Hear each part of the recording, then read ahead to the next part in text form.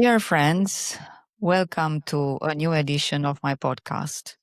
I'm very pleased to tell you that this edition is a very special one because my guest is a special one, and what we are going to discuss is also something special. So please find yourself as relaxed as possible and enjoy a very nice conversation focused on a major event which is about to happen in February 2026. We are just a few weeks before the start of one of the most sophisticated, challenging, complex, expensive, risky, adventurous, and fascinating DXpeditions ever done by the amateur radio global community. Starting February 2026, an international group of amateur radio operators, doctors, and few private persons will be the bold members of the Bouvet Island De-Expedition with the call sign 3 Yankee 0 Kilo. The most remote, uninhabited island on Earth, can you imagine, will be the home for more than 30 people for more than 2 weeks. It's a spectacular endeavor with massive financial and technical support from passionate amateur operators and clubs from all around the world, and as well as multiple companies. One of the lead team members is present today at my podcast to answer to some significant questions about this expedition because this expedition generated among many people from around the world a big interest. They are curious, they are fascinated, you name it. You may be one of them. So uh, it's a reason, an extra reason to have another discussion because there were many discussions on this topic, but this is another one. And maybe it will bring just a little bit more info, a little bit more insight in this wonderful, wonderful experience. Adrian Kilo Oscar 8, Sierra Charlie Alpha, one of the three co-leaders, is my guest of today. And I am really honored to speak with him in my goodwill intention to do my part in promoting this major event of the 2026 amateur radio community. And not that it wasn't promoted enough already, but any extra effort to bring more info, more clarity, more answers for the audience, and more support from the audience can make a real contribution to the overall success of the expedition. So, without any further delay, let's dive into this adventure together with Adrian, which is very well known as one of the most dynamic expeditionists of the last several years. A list of 37 DXpeditions with Adrian as part of the teams speaks to how powerful his passion is for this way of sharing his amateur radio adventure with the rest of the world. Yes, it is like that. Oh boy. It's really hard to imagine how much this guy traveled here and there on this beautiful planet of ours. What a precious person. If you are curious to find more about his adventurous life, you can find more details on his qrz.com page, where you will find lots of interesting information about Adrian. Dear Adrian, with such an exciting intro, all I can say is welcome and thank you for the invitation. You have answered my invitation. Hello from New York, and thank you for having me here on your podcast. It's a pleasure and an honor to be present here. For me, it's also an honor to have you as a guest, and I really hope that we will spend a nice time together. Had to do a little bit of research before creating a list of questions, and I was amazed of how many kind of opinions all over the place related to this expedition. So I will start my questions asking you something about the fact that you already had a hard experience on Bouvet Island due to the 2023 DXpedition. And even if it was so hard, and you explained that it was very hard, and it was the most difficult expedition you ever had. There is something that must have made you so determined to go back there for a second time. Can you tell us what is that something? Well, obviously, going back to the most remote uninhabited island on Earth is an adventure in itself. Going once is something; going twice is even more exciting. And actually, the opportunity arose because a group of private tourists are willing to join our group, and so they will share a significant amount of the expense of the expedition. And by them willing to do so, we're able to take the expedition into a totally different level, which is instead of having a sailboat to travel to Bouvet Island, this time we will have an icebreaker with an Iceland pavilion, and we're also hiring a helicopter and its pilots. This new endeavor will allow us to land on Bouvet using a helicopter as opposed to swimming as we did in 2023. So this was only possible because we're able to find, I would say, creative ways to get to the incredible, huge amount of money necessary for this DXpedition with a budget of almost $1.7 million. Why did you need to change the way you are getting to the island? What wasn't good enough at the first attempt of yours using that kind of equipment and transportation? Well, obviously the easier way to get to the island is by flying the team members and the equipment via the helicopter, which can take about 1 ton of equipment in one trip. One trip could take about 15 minutes. So if the weather allows, usually around 2-3 hours of good weather every 2 or 3 days, that will allow us to land significant amount of equipment on the island and giving us the ability to survive there for a few weeks. The problem with using the helicopter is that it's very expensive. Our budget in 2023 was close to about $800,000. Now, and that's because we used a sailboat, significantly large sailboat, about 100 feet, but still a sailboat. And obviously, hiring an icebreaker, the price tag is a lot bigger. And this normally it's not possible to cover the cost just by raising money from the amateur radio community. So, although we successfully landed on the island 3 years ago by swimming, we were able to bring to the island less than a ton of equipment out of the 7 tons that we intended.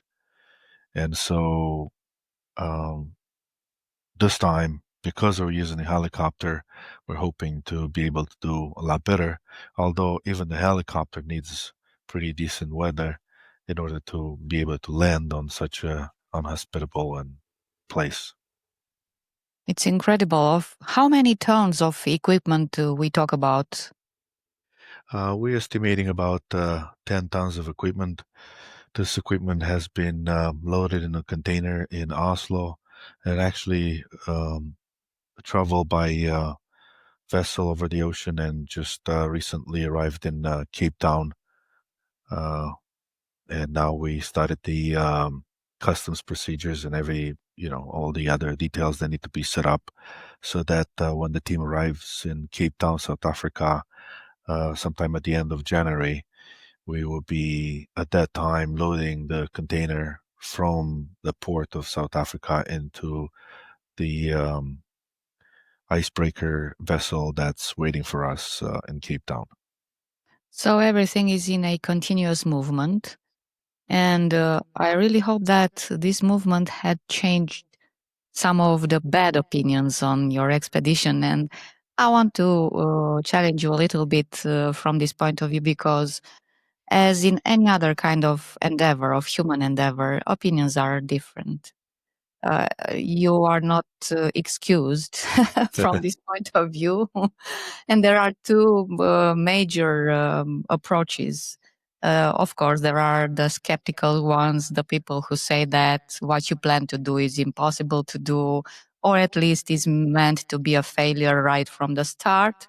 And on the other hand, there are the optimistic ones, the believers, the enthusiasts, the supporters your DXpedition to Bouvet Island, and they are 100% sure that everything will be successful. So, how do you see these different approaches, taking in consideration one single fact that none of these people have ever been there? So they have opinions without knowing what this really means. Well, it's great for everyone to have an opinion. That's what makes our world so interesting. We have different views of different things.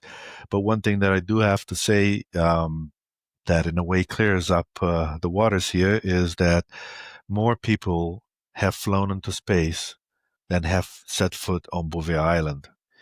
So these type of places that are located in such faraway places, where far away from the shipping channels, meaning that it's not like you can find a boat that passes by and lets you on Bouvet and then it comes back and picks you up.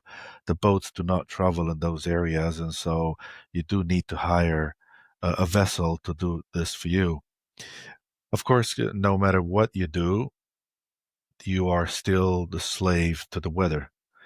No Sure. matter what, how much you prepare, you still have to um, decide right there on site when you arrive at Bouvet what exactly your steps are or what the sequence is.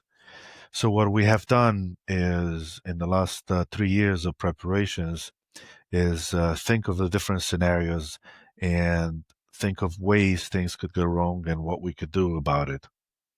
And so even in 2023, we did not plan on swimming to the island. That was considered to be a backup plan that we had prepared for in Norway, with all the team when the team met in Norway to test the equipment and so forth. And so the idea was, okay, if the weather is not good and we can't land by Zodiac, although we have tried, then what we should do? We could wait for good weather, which can come in a day or a week or a month or whatever, or you can try a backup approach, which was swimming. Obviously, we swam to the shore, but that did not allow us to bring a lot of equipment. And so it's the same thing in this in 2026. We will arrive there. Maybe we're lucky and the weather is perfect and the helicopter starts flying the first day we arrive. Or we can just sit and wait, and maybe there's fog, maybe there's wind, maybe there's a storm. You can't control that. And so, although we do want to get to the island as soon as possible because time is precious, time Sure. on the island is precious and very expensive. For every day that we use the boat and the helicopter and everything that comes with it, you pay extra. And so, regardless of what we want to do, the first and foremost item on our list is safety. We will not attempt to do something that will jeopardize the safety of the team. And so, based on that, you adjust. The more options you have for adjusting, the more chances you have of succeeding. I can't promise you that this is going to happen and that's going to happen or the other thing is going to happen. As I said, we're uh, have to do whatever the weather dictates us. But we did prepare quite a few of possible scenario, and we are confident that we're going to be able to do well. One thing that you do have to remember, and this is for the old naysayers out there, when we were there in Bouvet in 2023 and we used our backup strategy to get to the island and only made about 20,000 QSOs, you do have to remember that before us, there were two other DXpeditions that failed to reach the island. So, when people talk of things that our expedition was not successful, I would ask, well, the two before us did not even reach the island. So was it our success or was it a failure? I would consider more of a success because we did manage to get on the island. We did manage to make QSOs. We did manage to get back home safely. And so, is it a failure because the number of QSO was too low? Well, that's debatable. And again, like you said, people are entitled to their own opinions. Exactly. And because we are different, our expectations are also different from person to person. So, um, anyway, the eyes are on you guys, and it will be a lot of debate even after your return. Even if you will be 100% successful, the debate will continue. I'm sure on that. You said in some previous interviews, I had to watch myself in order to understand better what's going on. That somebody asked you how it will be like, and you said it will be a lot of fun. But from what you already told me, I see no fun. It's just stress, adrenaline, a lot of challenge. So tell us what is that fun part of this expedition? Well, fun is a matter of opinion, Uh, you can ask a fisherman and say, what's fun to sit there waiting for the fish when you can go and spend a few dollars and get the fish from the store in a few Right, minutes right. instead. So, what fun is for one person might not be the fun for the other. But the way you have to look at this is as follows. The expedition is not a vacation. Sure. And why is it not? First of all, you spend a lot of money, a lot more money than when you go on a vacation. For example, each and every team member of the DXpedition has to contribute at least $20,000 to the budget of the DXpedition. Some of us have contributed close to $30,000. That's a lot of money, and you certainly can't call this a vacation. Secondly, uh, every moment of the day on the expedition, you have to work. Either you enjoy for a few hours the pileups, which are not easy, Yeah, requires your brain to, work full speed. But also, that's not enough. Once your uh, fun part, let's say, of operating is over, your shift is over, then you have to go out and install antenna, fix antennas, repair, add things, constantly adjust things, put fuel in the generators, maintain your tent, your camp. There's always something that breaks. There's always something that needs to be fixed. There's always some challenge that needs to be overcome.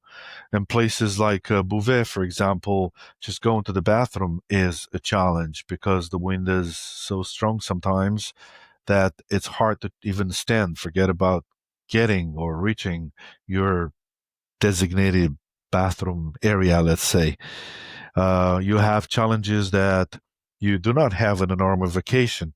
For example, one of the things that we are supposed to be doing on Bouvet is whatever we bring on Bouvet, we have to take out, and that includes human waste. And taking out human waste of 12 people for a period of 2 weeks, that's a significant challenge that it's not that easily solvable, and certainly it's not something that you do in a vacation. And definitely. so, uh, a DXpedition and in the same time, the expedition such as extreme ones such as Bouvet are not for everyone. This type of adventure is not for people that are not used to this kind of difficult situations. You cannot be the type of person that you're lonely and unhappy and far away from family for a long time. Exactly.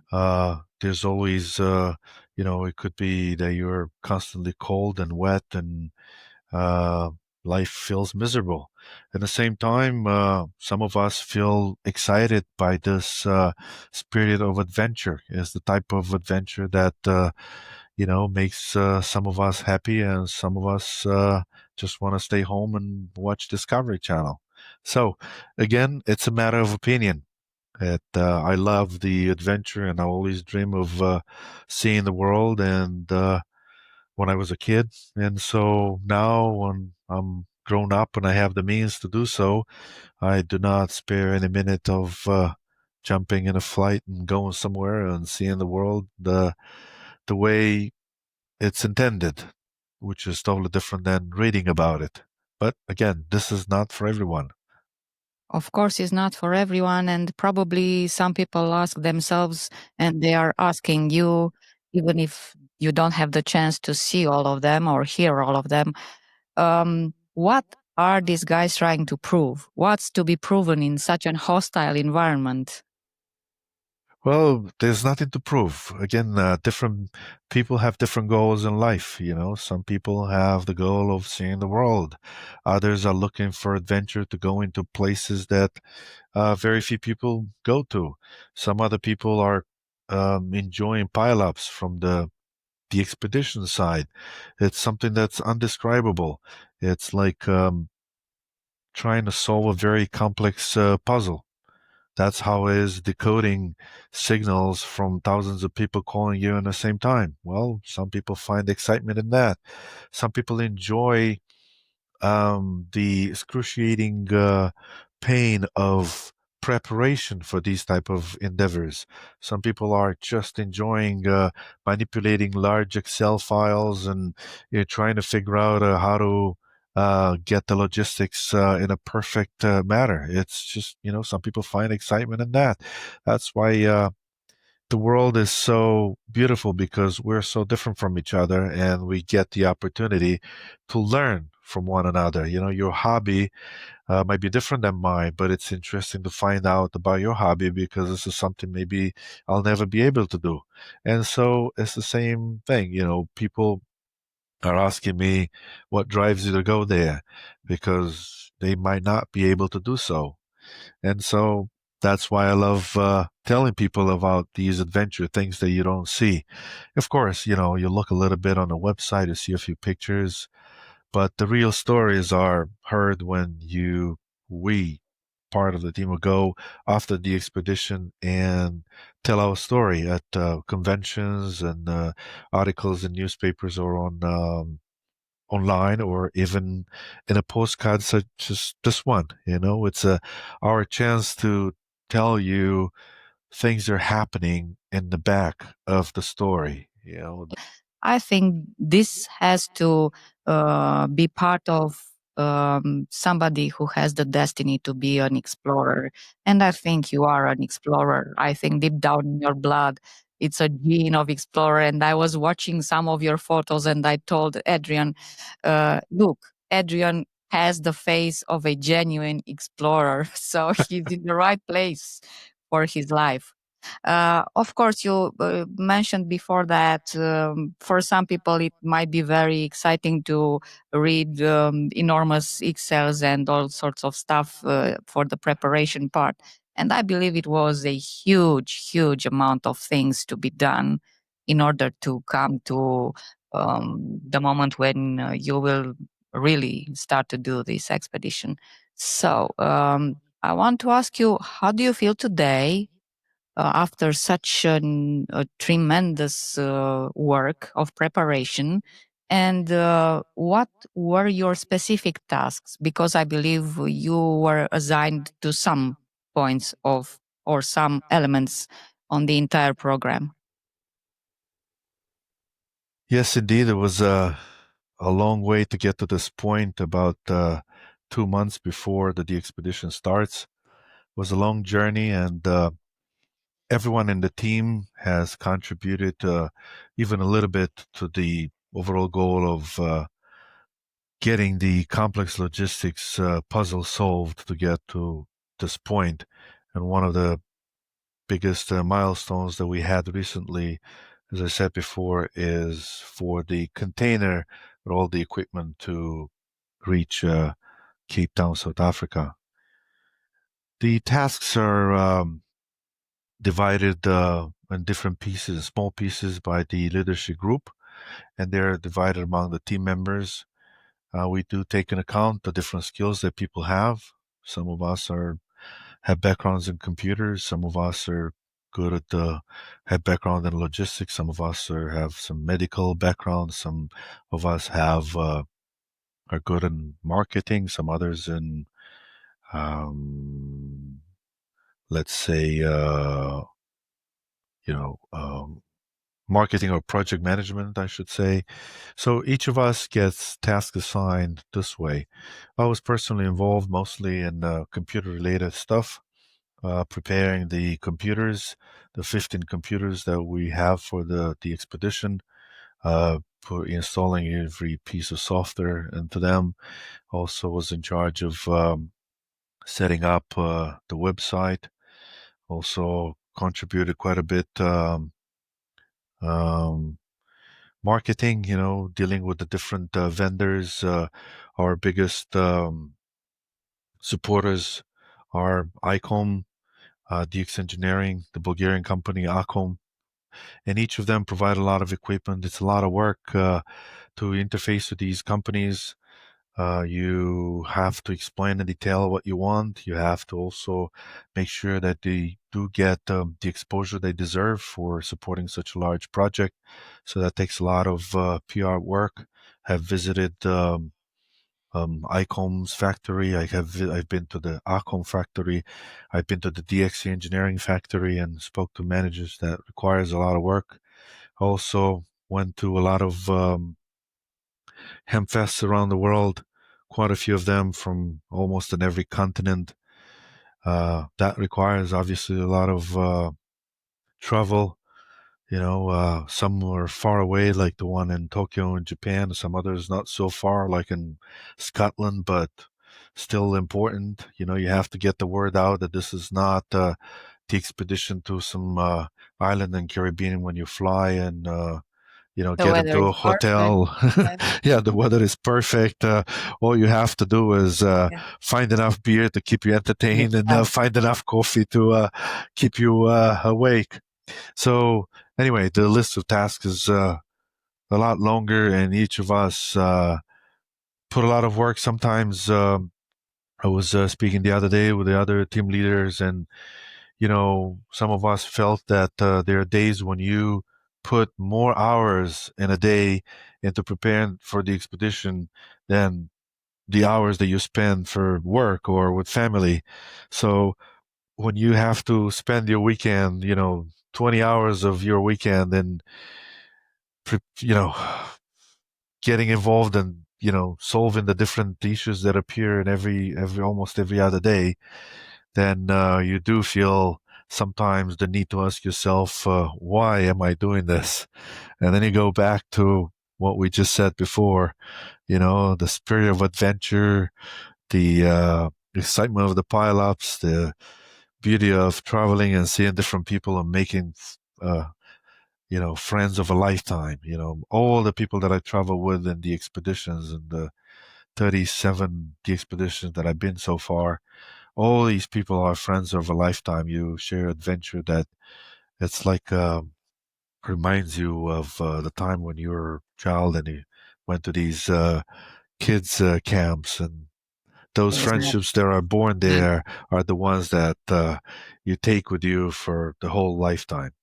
And probably the harder the expedition gets, the powerful the friendship gets as well, because when you have to challenge you um, difficult situations, being in a very good connection with the other one makes the difference sometimes, or probably all the times, all the Up, situations. absolutely. The friends you have near you when you're in a boat and you see you're going through a storm at sea, thousands and thousands of miles from the nearest land, and you see 10, 15-meter waves in front of you, and then you'll look towards your left or to your right, and you see to yourself, well, I'm not alone here. I'm here with other friends that we share the same hobby, and so the pain of those moments is a lot easier to bear. This is wonderful. This is wonderful. And probably one of the reasons that you accepted, or I don't know how the decision was made, probably you will tell us after I ask you the question. One of the reasons you integrated two young people in your team is to give a direct example to them what it means to be part of something like this. And mentioning these two young people, I know one is 21, the other one is 26. And I was trying to think as they do regarding the fact that being so young, they already have the chance to be members in such an impressive DXpedition. You absolutely, you had your discussion with both of them. How do they feel about everything that's happening around them? How did they integrate in everything that's going on in the expedition? Well, obviously, being young, it also has an advantage. You have a lot more energy. Uh, Unfortunately, when you're young, you don't have the money to participate in such a You extreme know how it's like. expedition. We've all been through that. Yeah. But, to a big challenge, there's also difficult solution. Yeah. One of them was organizations such as Northern California DX Foundation um, sponsored these two young men, and they provided the funds for the young men to join the DXpedition. It's not just two young men. These two are very passionate amateur operators. One of them, Mox, is actually working for the ARRL, the American Radio Relay League. So he's involved with ham radio every day. I have met him at the at a ham fest, and he was in charge of doing the AV recordings for the some of the events that were happening there. And so he's very technical, a lot more technical than many of the other team members, and so he's bringing quite a few skills to the team. He is actually planning in a year or two to start his own the expedition, and so that's another reason that we wanted these type of young men to join us. Also, Alex, the second young person joining our team, he's actually working for the German Antarctic base in Antarctica. So Wow. he's definitely used with With hostile environments. hostile environments. He basically will be returning home from Antarctica for a little bit before joining us on another extreme adventure on Bouvet. So I might say he does have quite a bit of experience in the hostile Definitely. environment, even more than some other team members. Yeah. And also because he's a ham operator as well, doing pileups from Antarctica is similar to doing pileups from Bouvet Island. So, these two young men joining us will be bringing to the team a lot more than you would expect for people at their age. But Exactly. like Exactly. like you said, some people are born with some skills and with adventure in their DNA. So Definitely. we're looking forward to be working together with them. Actually, Max is involved quite a bit in the team activities. He is involved in these new program that we're doing with the DXpedition, where a few schools from US will be making radio contacts, and we also have Zoom connections with the schools, allowing the young kids to ask us questions and Wow. for them to Wow. see Wow. live pictures of the island and the Wow. penguins, and making it bringing some Wow. exciting among the students of these schools. And so Max is in charge of this particular sub project that will be happening while we're on Bouvet. We're This planning is to do some. excellent. This is excellent because I've seen so many questions coming from let's say, the seniors of amateur radio community, concerned about the fact that we need to prepare the new generation. Then, will it be a new generation of ham radio operators? I see from what you already said that um, you are a genuine source of inspiration for so many young people, and having these extraordinary qualified young people with you, they have a very interesting background already. They will be definitely an inspiration for others. Absolutely. That's actually the goal. Is if you look around in the last 5 years, there are no more teams of ham operators attacking the top 10 of Club Most Wanted list. These entities in the top 10 are so difficult to go to, so expensive and so challenging. And the people that used to approach or attack these challenges are now very old or are not among us anymore. And we looked around and said, well, there are not enough young people that are out there that have the experience to approach these top 10 DXpedition. And so us bringing two of these young men in our team makes us very proud that we're able to do something towards that goal of making sure the young generation is involved with this amazing hobby. Wonderful, wonderful.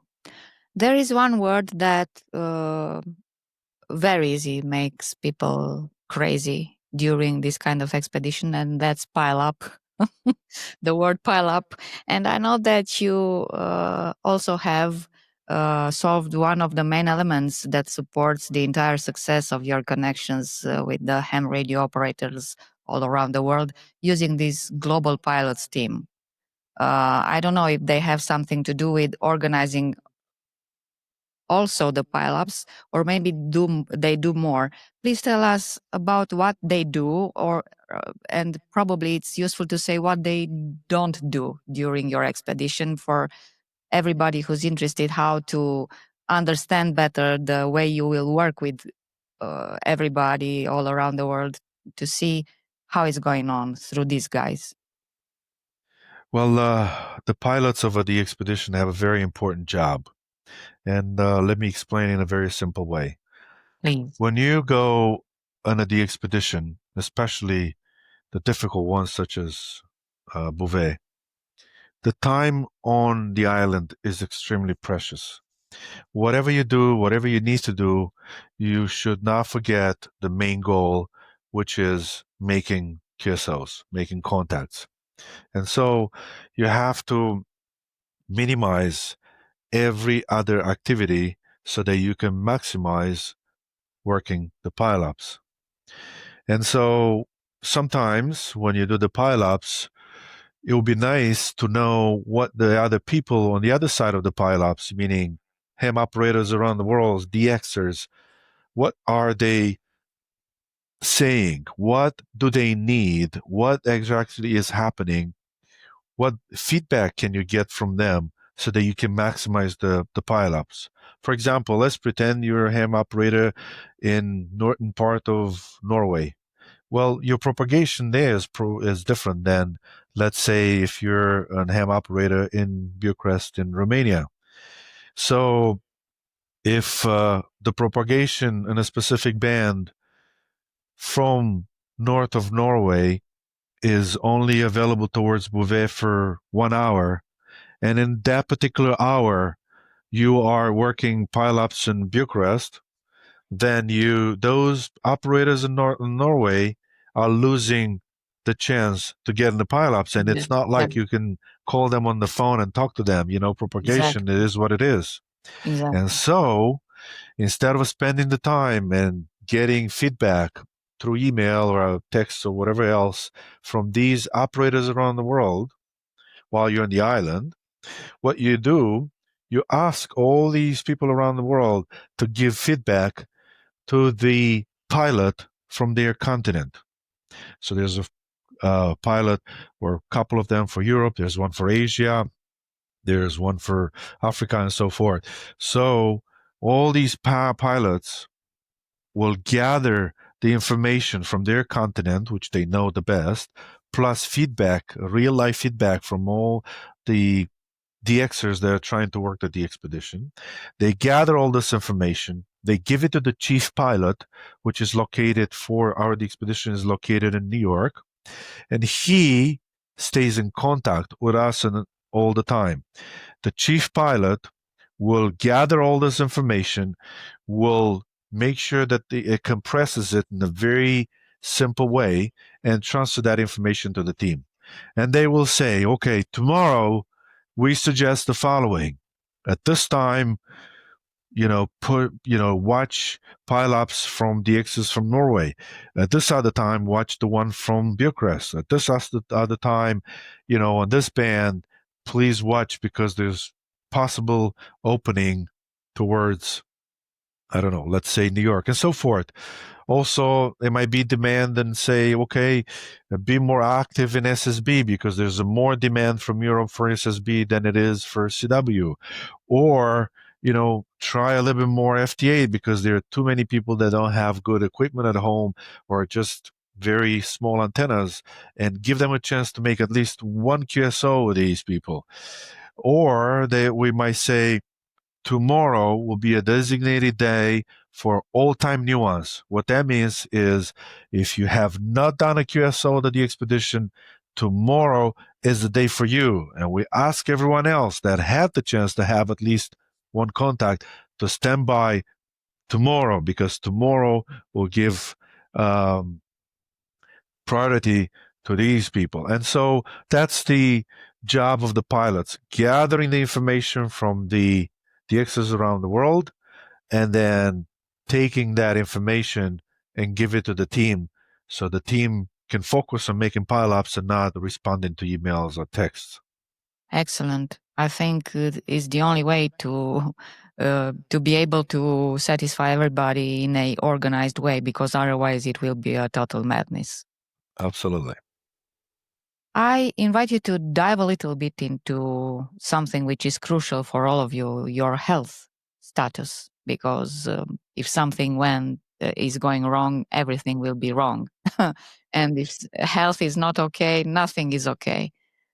We already understood that that island is not very friendly. So, from your previous experience, which are the main challenges regarding the human health and how the metabolism changes while you have to be there?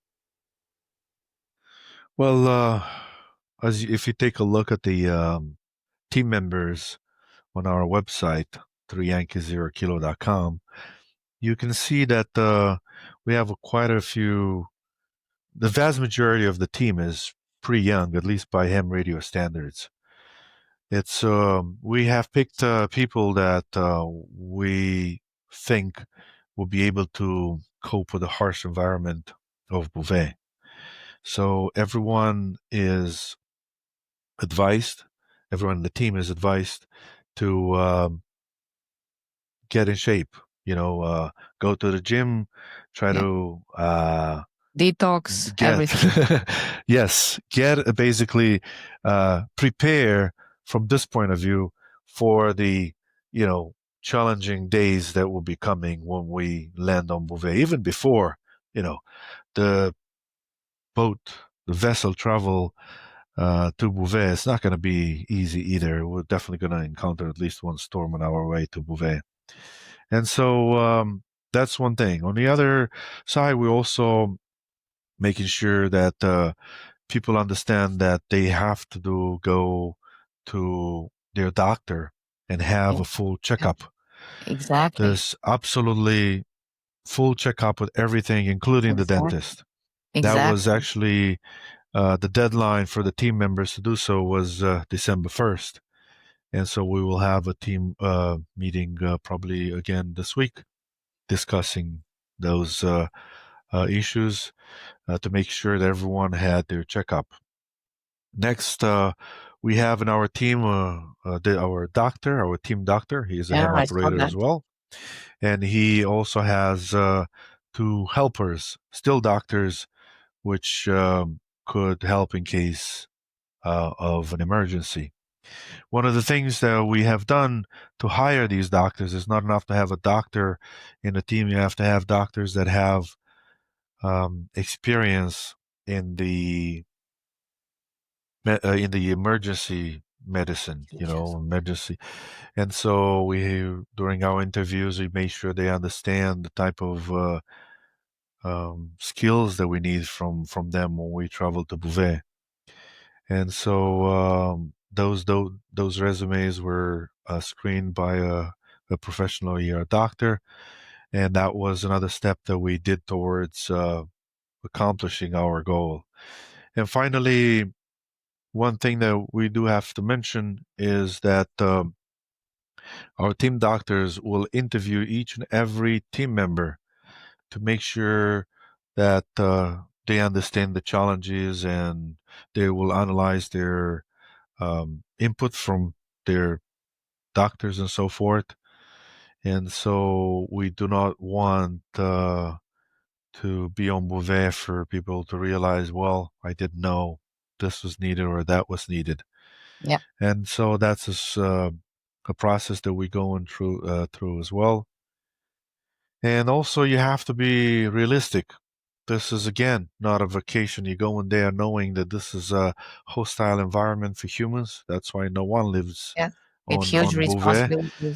There's not even trees or grass because the environment is so harsh Yeah. that grass doesn't grow on Bouvet. And so, although a doctor can help, if you sprain your leg or if you broke a bone, or if you have a cut from doing something on the Yeah. island, or if you slip or something, or if you have diarrhea or some Yeah. other, Or you know, hypothermia or or something. hypothermia, the doctor will know how to take care of you. And we have purchased the medicine and a medical kit. Also, we have at our disposal the helicopter that can take an injured person back to the vessel. The vessel is designed to be operating in hostile environments, and they have their medical rooms with the trained personnel to how to use it to, provide oxygen or whatever. Obviously, we're not going to be able to do extensive surgery on Bouvet, and we do have. It's mandatory for our team members to have medical insurance and medical evacuation insurance, which means that if you survive the 7 days trip from Bouvet back to Cape Town, you will be covered in the event of you needing some extreme surgery.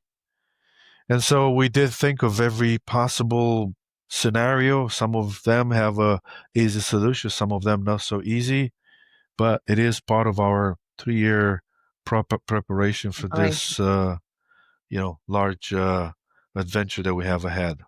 Have you noticed among your team colleagues who probably were not so disciplined in their lifestyle if this preparation brought them real changes in their lifestyle, or if not, everything that you already told us, is it a true challenge for a lifestyle changer?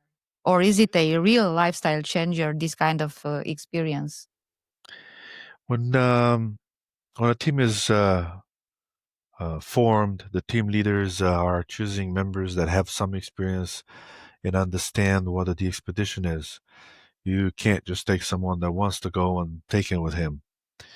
In this particular case, we do have the option if a team member is not able to cope with the harsh environment on Bouvet, he can be transported back to the vessel where, he can wait for the expedition to be over and go back together with the team. So there are options um, when you have a helicopter and a vessel of this magnitude. At the same time, we do have meetings and we exchange emails almost weekly.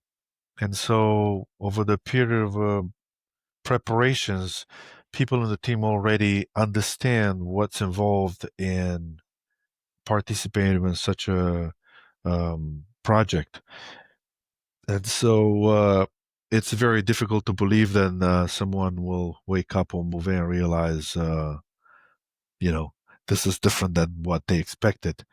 When you go through all the preparations involved, you realize that this is not a regular DXpedition. It has a lot of challenges, and each of us gets involved in, participating in solving the different challenges that we have. And so I believe that everyone in the team understands fully what's happened. In addition, the team has traveled already 3 times to Norway to prepare the equipment that went into the container. And so we were able to see each other face to face and see how each of Sure. us work. Some are very good of handling a screwdriver, some are very good of handling project management, but and other skills that involve. But then when you get together for the meals or to do some teamwork, you people have the chance to ask even face-to-face questions of how do you deal with this or how do you deal with that, to minimize the impact of something unexpected that would happen and not be knowledgeable about that particular item. I see. Of course, the technical part of the expedition is crucial, but I think that the human status, everything related to what's going on with you, is much more important than any gadget, any equipment. So I would like to ask you, because you already have your own experience in 2023, um, how it was like to adapt your lifestyle to that environment, first of all, and how quickly it was to understand, because you already had your previous the expeditions, but not in this kind of climate, of course. um, the basics of how I feed myself, how I hydrate myself, how I rest my body, how I restore my energy, because I consume a lot of energy being focused on what I have to do. How you manage all these simple but fundamental things. Well, in addition to doctors on the team, we also have a safety officer that's in charge of watching exactly what's happening. And so when someone is dehydrated or has not drink enough water, let's say, he reminds that person to do so. If he or she, if he sees that there is um, someone that's obviously exhausted because of the harsh environment, let's say you just, I don't know, installed an antenna and now you're very tired. Well, we do want to get things done, but at the same time, any injury will be detrimental to the whole team. And so the Sure. safety officer reminds the person, okay, we'll find someone else to replace you. And um, also by making sure that you divide the time among the team members in such a way so that you constantly have a workforce, you constantly have people resting, you constantly have people that take care of their daily survivor items such as eating and drinking and so forth. It's the same thing. Planning for the type of meals that you bring in such a environment is not an easy, trivial thing. You can't just go in a store and buy food and say, okay, I'll have food for the expedition. In addition to the food needing to be taken very small space and also be light, it has to be nutritious to have enough calories. The doctor that was in charge of making up the menu had to create a balance between a food that has enough calories, a food that has enough uh, uh, uh, appeal to the people in the team. There have been site surveys. Do you like spicy food, or can you don't Yeah. like it, So or somehow he had to personalize well, the yeah, menu. if 90% of the people in the team say we don't like spicy food, then you don't want to Yeah. bring spicy food. Yeah. Or if some, half of them say yes, half of them say no, then you have to be able to, because it's the food also has to be enjoyable. One of the things that you don't realize is unless you go to places like this, and this is one thing that I learned during the years I've been sailing, around the world, is that the meals are one of the most important events of the day. When you're Absolutely. in places like this, not a lot of stuff happens. Yeah. You work, you sleep, Yeah. and and then the whole thing repeats. But the meal is when you get together and Yeah. maybe you say a joke, maybe you talked about what you did today, or is the moment you see, well, I'm tired, I can't take it, it was so hard. But then you see the guy next to you feels the same way. So, oh, okay, so then that's human to be tired, you know. So the meals of the day need to be designed so that they be exciting and nutritious. So that you put a lot of effort into that as well. So it's all has to be related to the idea that everything that happens there is teamwork, in a sense that maybe that guy is very good at lifting heavy stuff. Well, maybe the other guy that's skinny and can't lift heavy stuff, he's better of being a project manager. Or this guy that's not technical. Well, he's good at holding the hammer for you or whatever.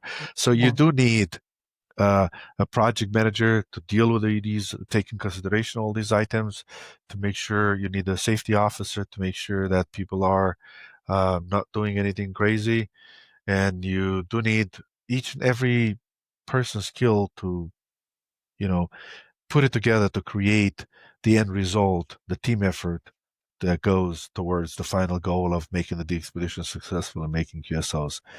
So sometimes it's challenging, and then you look around and see what the others are doing. Sometimes you are the guy that not feel challenged, but you're able to look around and tell the others what to do, follow what you're telling them. We also forgot to mention we also have a survival expert, uh, Okay. which is a person that's his job and that's what he does for a living. He is expert in surviving in harsh environment. We have had him on 2023. He was the guy that designed our approach of swimming in among the floating ice towards the shore. For about 100 meters. That was unbelievable that me, a city boy, I'll be able to do that kind of thing. But you watch the guy doing it in front of you and he says, do exactly what I'm doing and you'll be okay. You see the first one doing it perfectly, the second one, then you get this courage to do it Courage. yourself. And so, as I said, a city boy like me starts swimming, among the But ice anyway, you floating, and all of a sudden you get to the shore. anyway, you are convinced that you must reach the shore somehow. So, what other well, option he do you have? he did it first, and he was able to do it, and others will follow. So Yeah. he is there for us to support us, and he tells us, okay. You set up the tent. Let me double check that this is going to survive the next storm. He goes around and says, that's not good. You need another anchor here, drill into the rock, use this type of rope, use this type of knot, and this is the way to do it.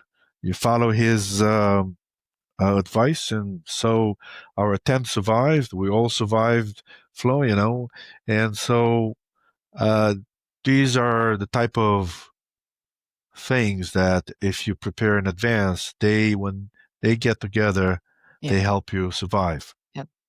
And from everything that you already told us, is very easy to understand that one who decides to do this kind of stuff uh, comes back with so many skills, so many abilities on being on his own, which is fantastic. I know because I've been here when Adrian did the podcast with you, that your beloved wife was the person who said, let's do it. Um, Around 10 years ago, something like that. I think you said 2016, something like that. Approximately 10 years Is ago. she still around you? Because if she is, then you are one of the amateur radio passionates, very lucky to have a wife who understands your passion. How does she feel about this new expedition of yours? And is she still a powerful supporter of yours? Well, obviously, going to these type of extreme DXpeditions is not something that your family, you know, supports all the time. But at the same time, we all have dreams and we have passions. And if you find the support among your team, among your family and people around you, then you have more chances of surviving. And um and so, I support my wife's passions and she supports mine. And I guess that's, in a way, the secret to doing so. It's like all of us, the world is too complicated to survive on your own. You need people around you Yep. that can help you, and you should be part of the ones helping the ones around you. And so, again, she likes to travel as well, so we do travel together many times a year. Um, and she sees that I have this hobby since I was 7 years old, and so it will be, I guess, very hard for her to prevent me from doing what I love to do. We all have our work life. You go there and you work to support yourself, your family, and so forth. You have your family life where you go together, a dinner, and you talk about your day and so forth, and you enjoy that and do activities together. We all have some passion that keeps us going forward, because you need something to in your life to compensate for the difficult times that you have, getting sick, having difficulty at job, family stuff happens. And then if you have these goals in your life, your hobbies, in my opinion, is one way to keep moving forward. You say, well, Sure. I have a tough day at work today, but I know when I get home, I'll turn on my radio and I'll hear signals from the other side of the world, and that will make me happy and forget about the tough moments at work, let's say. So that's how, in my opinion, things should be. Um, So you should consider yourself being a lucky guy because I'll take that. you know that. Okay, um I just need to ask you something which runs deep into the emotion of everybody related to the money that you had to put together for this expedition. And I have seen that on your site that you still need around $60,000 for it. How does it look today when we speak? And do you still need to cover this entire amount, or it has been reduced meanwhile? Well, as I said, the preparation for the expedition are been going on for almost 3 years. Our budget is almost $1.7 million. The the vast majority of this budget has been already raised, mostly from the contributions from the team members, from the private tourists, from ham operators around the world, from clubs around the world, from companies that sponsored us. And so um, the amount left is a little bit less than $60,000. That sounds like a lot of money, but if you compare the $60,000 with the $1.7 million of the DXpedition, that makes you feel a bit better about Yeah. not Yeah. being such a big amount. We still have 2 months until we Yes. step foot onto the vessel on February 1st, 2026, and we're hoping that we could uh, find enough people around the world that would find this adventure exciting and worthwhile to support us. We have on our website we have the ability for people to donate for credit card and PayPal. It's 3yankees0.com. Just go to the website, and if you want to support our cause, it will make a big difference. Every dollar counts. And you have to remember that the team members have quite a bit of skin in the game, considering that each of us have contributed more than $20,000 each.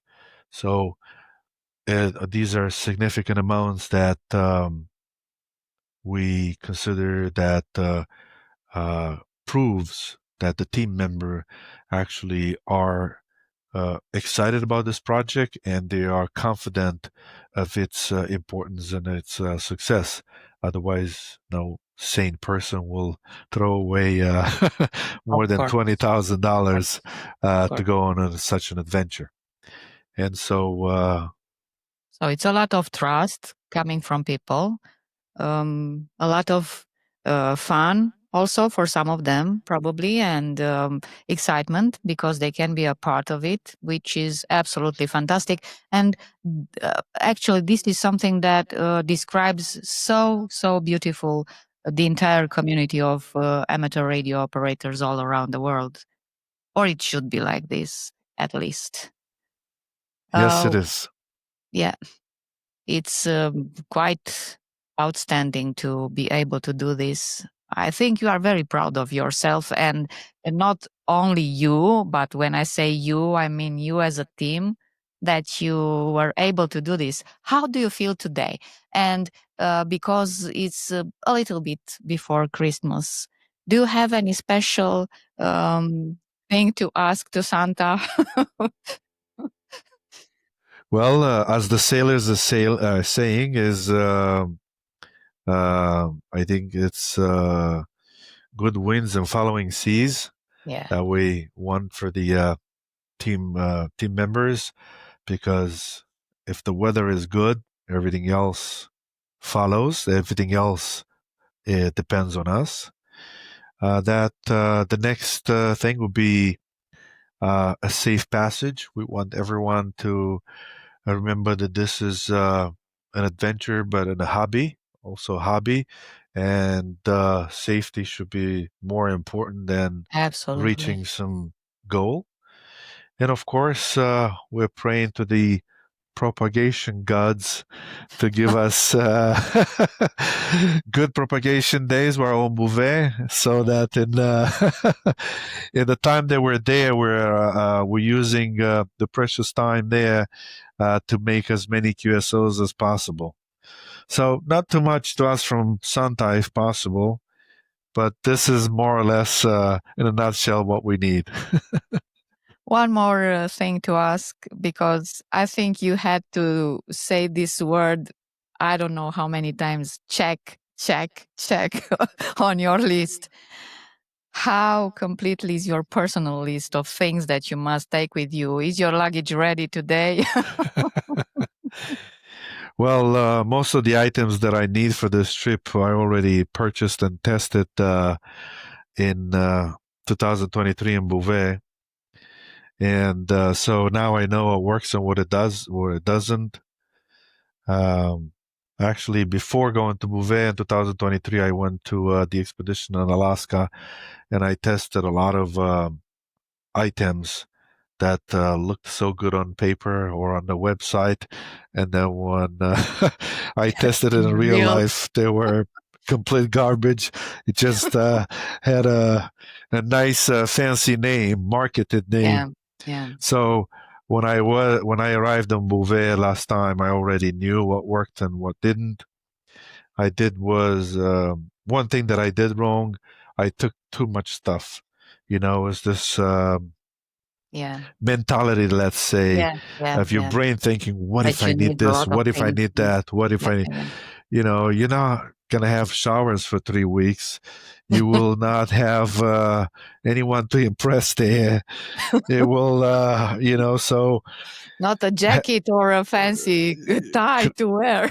correct. So if your pants are dirty, it's okay. As long as Yeah. they're functioning and the water didn't get through, don't change them. This is perfect. And so, because of that, most of the items that I need to take with me are already in my DXpedition bag, let's say, there's always room for improvement, and there are a few things that I learned that I could do better, and so Just I don't did that. forget your toothbrush. Okay. Yeah, that's the easy part. One item, for example, that took a lot of effort to figure out were the gloves. It's all the gloves that I had, none of them were perfect. And it looks like just in real life, you need the perfect tool for the perfect job. So now I have Absolutely. work Absolutely. gloves, keyboard typing gloves, sleeping gloves. So different gloves that do different jobs because none of them is perfect. So that's one thing that I'm improving. It's another thing is, for example, no clothing works there, and the Norwegians know that is not made from wool. Wool is the Yeah. only material that survives on the Arctic Yeah. because you sweat, you get wet, and then winds and temperatures drop, and you being wet, it's the recipe for disaster. And Yeah. wool is the only material that you can have that will prevent you from getting wet when you Wet. sweat. So Absolutely. all the, first layer, the underwear has to Yeah. be wool. From wool. And many Absolutely. other details. I Yeah. guess I could talk about that for hours. Yeah, I We know. don't have I that know. kind of time I know. here. I know. I know. One last question. When will you join the team in Cape Town? I will be flying to Cape Town approximately a week before the departure date. There are small little items that still need to be That's the end of taken January. care of. Correct. End of January, last week of January, I'll be in Cape Town. We have to ensure that certain items are taken care of the correct way, which is the fuel that we'll be loading there for the our generators, for our boats, for the helicopter. Those need to be that item needs to be supervised. There are some other issues that need to be resolved with the customs and paperwork. So about a week before departure, I'll be in Cape Town, enjoying some nice, beautiful weather before heading to Bouvet and doing the opposite, surviving. Yeah, that's your choice. After all. Okay, for our final part, I friendly ask you to send a message to all those who contributed to your expedition and to all those who will be DXing you in pileups, waiting for their QSO, and after that, we're waiting for the QSL that they will receive from you, and to anyone else that you feel you need to send a message. Well, first of all for all those that supported us, even with $1, it makes no difference. The contribution, every dollar counts. I would like to thank, in the name of the team, who has worked very hard to get to this point, and we'll do our best to make it a successful DXpedition. It will be probably the most expensive DXpedition in the history of ham radio. It's a DXpedition going to the most remote uninhabited place on Earth. It's the expedition that will be bringing a lot of firsts. The first satellite QSOs will be bringing on the island the youngest person to ever set foot on Bouvet, and many other firsts like this. So it's something unique. And I would like you, the person that contributed, that you should be proud to be a member of this community. So one day, when you go home, before you go to sleep, you can think about, I was the one, I was among the ones that supported such an incredible project. So when we're coming back and tell our story, you could tell your friends, I contributed and I have a part of it. Because, like I said, even $1 makes a big difference. Even a small contribution from a club makes a big difference. It's it's basically the idea that supporting projects like these, worthwhile projects like this, is what pushes ham radio to be still alive, to be exciting for the younger generation. They will look and say, wow, this is so incredible that a hobby like this can bring such adventure to it. Exactly. And everyone uh, of us could, with enough effort, be able to be part of this exciting community that is making our hobby so interesting and appealing to the ones that are passionate about it. Wonderful. Wonderful. Well, dear Adrian, thank you so much for this absolutely fascinating conversation we had. Looking forward to hearing from you while you are on Bouvet Island. From me and from my beloved Adrian, YO2BTW, a warm good luck and Godspeed. Thank you. Thank you for having me here. Looking forward to maybe uh, broadcasting live from Bouvet Island for the first We time hope so. ever. We hope so. Yeah. And wish you guys to see you in the pileups. Yeah. We do our best. It's worth it. All right. Dear friends, this was our today's edition with Adrian. What a special edition. Probably one of the most memorable. Um, this was my podcast dedicated to this wonderful DXpedition 3 Yankee 0 Kilo with my special guest, Adrian KO8SCA Sierra Charlie Alpha. If you want to be one of those who made this expedition possible, you can do so by using the links that we also put below for donations in the description of this video. Thank you so much for your support and thank you for being here. And until next time, take care of yourselves and enjoy life. Enjoy your passions. 73. 73.